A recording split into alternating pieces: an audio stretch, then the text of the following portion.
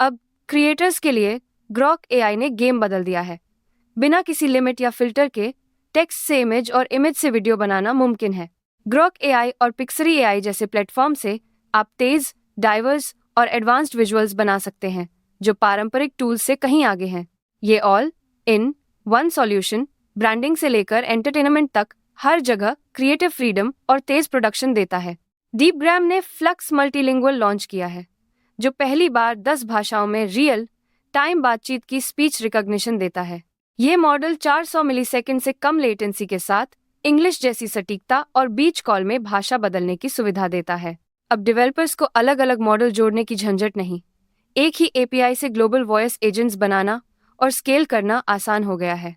Tencent ने 0.4 GB का ultra compressed offline translation model launch किया है, जो बिना इंटरनेट के भी 33 भाषाओं में प्रोफेशनल क्वालिटी देता है। यह मॉडल मोबाइल पर पूरी तरह लोकल रन होता है, जिससे यूजर की प्राइवेसी पूरी तरह सेफ रहती है। सब कुछ ओपन सोर्स और फ्री है, कोई सब्सक्रिप्शन या डेटा अपलोड की टेंशन नहीं। एंथ्रोपिक के मिथोस एआई ने बैंकिंग सिस्टम्स में ऐसे 0-डे वल्नरेबिलिटी खोज निकाले हैं जिन्हें अब तक कोई पकड़ नहीं पाया था। कंपनी ने इस मॉडल को सार्वजनिक न करने का फैसला लिया है, क्योंकि इसके जरिए पूरी फाइनेंशियल इंडस्ट्री पर बड़ा खतरा मंडरा सकता है। अब बैंक और रेगुलेटर्स अपनी साइबर सुरक्षा रणनीति को तेजी से बदलने में जुटे हैं, ताकि AI आधारित हमलों से बचाव किया जा सके। AI फिल्मों में किरदारों की एकरूपता की समस्या अब सीरेंस 2 के नानो बनाना फीचर से सॉल्व हो रही है। यह tool multi angle generation, physical traits और एक्सेसरीज को डिटेल में सेट करके किरदारों को हर सीन में स्टेबल रखता है। साथ ही टाइमलाइन प्रॉम्प्टिंग और कंटेंट रीसाइक्लिंग जैसी एडवांस टेक्नोलॉजीज से AI फिल्म मेकिंग में क्रिएटिविटी और एफिशिएंसी दोनों को नया लेवल मिल रहा है। सेंसटाइम ने अपने नए सेंस नोवा उएक मॉडल से AI की दुनिया में हलचल मचा दी है। यह मॉडल इमेज समझने और जनरेट करने की ताकत को एक ही सिस्टम में लाता है।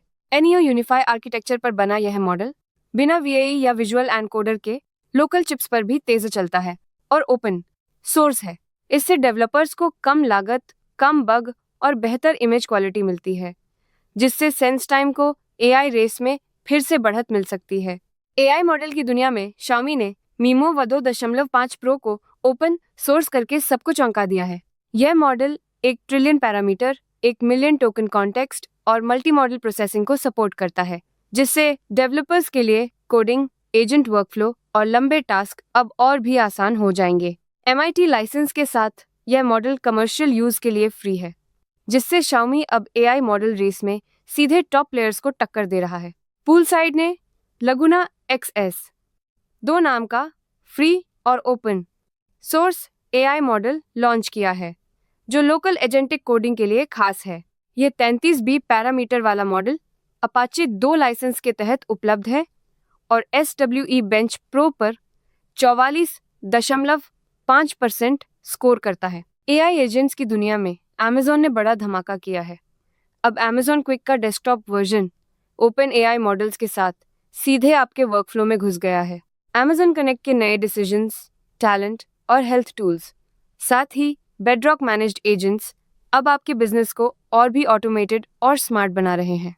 ये कदम Amazon को AI मार्केट में और आगे ले जा रहे हैं और माइक्रोसॉफ्ट जैसे दिग्गजों को सीधा टक्कर दे रहे हैं। Nvidia ने नेमोट्रॉन 3 नैनो ओमनी लॉन्च किया है, जो एक ही मॉडल में वीडियो, ऑडियो और टेक्स्ट को एक साथ प्रोसेस करता है।